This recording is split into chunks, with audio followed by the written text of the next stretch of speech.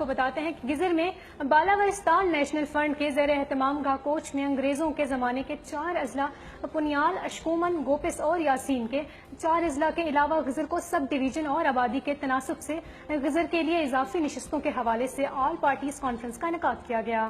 جی ناظرین، اسی حوالے سے آپ کو مزید بتاتے چلے، کانفرنس میں بلاورستان نیشنل فرنٹ کے علاوہ پاکستان مسلم لیگ نون، پاکستان پیپلز پارٹی، پاکستان تحریک انصاف، غزر امن کمیٹی کے ممبران اور سول سوسائٹی سے تعلق رکھنے والے افراد نے کثیر تعداد میں شرکت کی۔ کانفرنس سے خطاب کرتے ہوئے بلاورستان نیشنل فرنٹ کے سپریم لیڈر ممبر قانون ساز اسمبلی نواز خان ناجی نے کہا کہ غزر کے ساتھ گزشتہ کئی عرصے سے دانستہ طور پر زیادتیوں کا سلسلہ جاری ہے۔ ہم اپنے ساتھ ہونے والے تمام زیادتیوں کا مقابلہ کر سکتے ہیں کیونکہ ہم کوئی مسکین یا کمزور قوم نہیں، جس کی واضح مثال وانا سے لے کر سیاچین کے محاذوں پر جانوں کا نذرانہ دینے والے جوانوں میں سب سے زیادہ تعداد غزر کے جوانوں کی ہے۔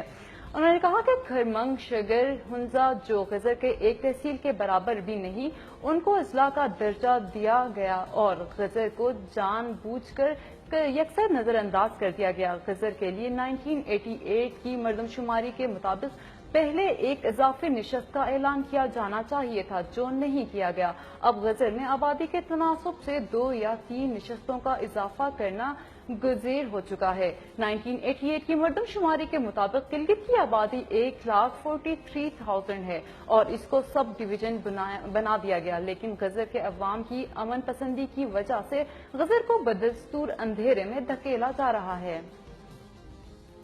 جی ناظرین، گلگت بلتستان سے ممبر گلگت بلتستان اسمبلی نواز خان ناجی صاحب ہمارے ساتھ ٹیلیفونک لائن میں موجود ہیں۔ السلام علیکم سر۔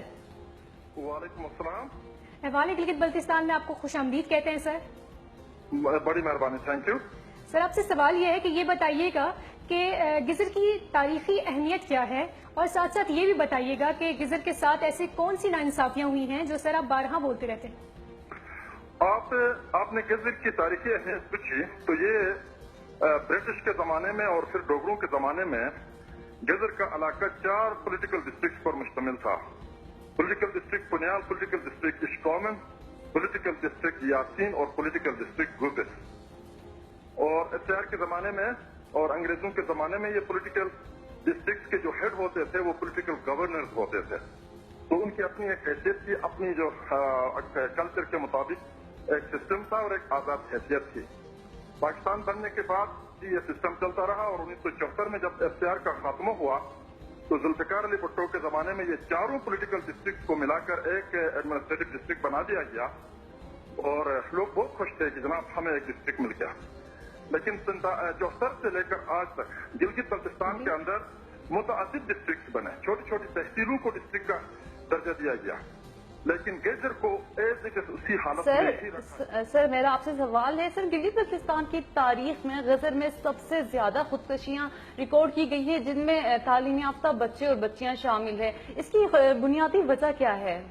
اسی کی طرف آ رہا ہوں، میں پہلے پولیٹیکل بات کروں گا کیونکہ خودکشیوں کا تعلق بہت ساری چیزیں انڈیویجول معاملات ہے تو کچھ کا تعلق اجتماعی معاملات سے ہے۔ تو میں آپ سے یہ گزارش کروں کہ اس ڈسٹرکٹ کے ساتھ اب تک سخت قسم کی ناانصافی ہو رہی ہے۔ ڈسٹرکٹ کی اہمیت یہ ہے کہ گیزر گلگت بلتستان کا وہ واحد علاقہ ہے جو اسلام آباد کے ہوا کے رخ میں نہیں چلتا۔ مثلا اسلام آباد میں پیپل پارٹی کی حکومت آ گئی تو گیزر ساری پیپل پارٹی میں گئی، یا مسلم لیگ کی حکومت آ گئی تو مسلم لیگ میں گئی، ایسا نہیں ہے۔ یہاں اصولی سیاست ہے اور لوگ اپنے ضمیر کا ووٹ دیتے ہیں، لوگ پڑھے لکھے ہیں اور انتہائی اچھے اور اس وقت جو ہے کمپٹیٹولی باقی لوگوں سے زیادہ بہتر پوزیشن میں ہے، شعوری طور پر بھی سیاسی طور پر بھی۔ تو اس وجہ سے جو ہے گلگت بلتستان کی حکومت بھی اور وفاقی حکومت بھی گیزر کو نشانہ بنا لیتی ہے۔ لوگوں میں جو ہے پڑھے لکھے لوگوں کی تعداد زیادہ ہے، لوگوں میں پورا شعور ہے، ذہنی طور پر یہ یورپ اور سوئٹزرلینڈ کا لیول اور زمینی حقائق جو ہے وہ بدترین استحصال کا شکار ہے، جس کی وجہ سے پورا علاقے میں فرسٹریشن ہے۔ اس وقت کچھ لوگوں نے خودکشی کی ہے تو اس کا مطلب یہ نہیں ہے کہ باقی لوگ جو ہے بہت پرامن اور سکون سے ہے۔ جی سر، بالکل صحیح کہا سر آپ نے، لیکن سر یہ بھی بتائیے گا کہ گزر میں ترقیاتی پروجیکٹ کے حوالے سے بتائیے گا کہ آپ کتنی موجودہ حکومت سے کتنا خوش ہیں؟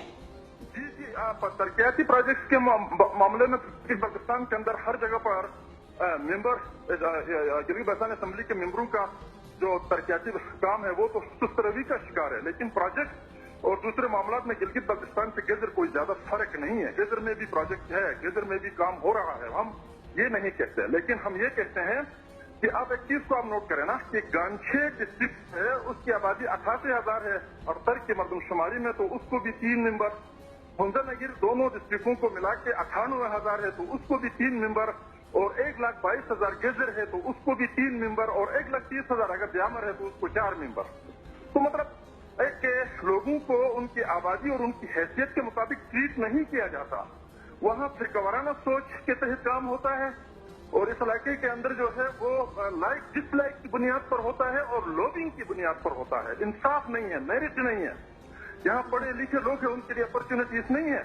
यहाँ फिर गवाराना बुनियादों पर भर्तियां होती है, फिर गवाराना बुनियादों पर जो है वो तरक्कियां होती है, फिर गवाराना बुनियादों पर जो है पीछे से वो क्या कहेंगे ताकत के जो सरचश्मे के बैठे हुए सर हैं। बहुत बहुत शुक्रिया आपका कि आपने अपने कीमती वक्त से वक्त निकाला और हमसे गुफ्तगू फरमाई। बहुत बहुत शुक्रिया सर, बहुत बहुत शुक्रिया।